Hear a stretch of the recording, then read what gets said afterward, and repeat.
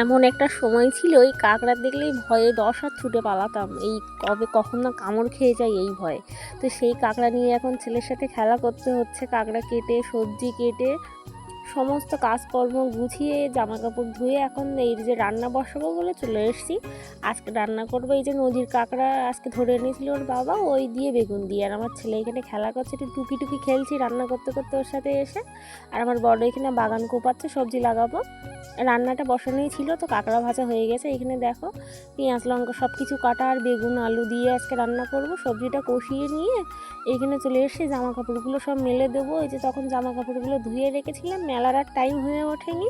তো ভিডিওটা এখান থেকে 2 মাস আগেরই বলতে পারো, তো এডিট করার জন্য আর পোস্ট করা হয়ে ওঠেনি। তো দেখো সব কিছুই কমপ্লিট করে এখন রেখে দিয়ে সন্ধ্যেবেলায় চলে এসেছি। এই যে রান্না করবো, আজকে মাংস রান্না হবে। ওরা 2 ভাই আজকে রান্নার দায়িত্ব নিয়েছে। তো আজকের পর্যন্ত ভিডিওটা এখানেই।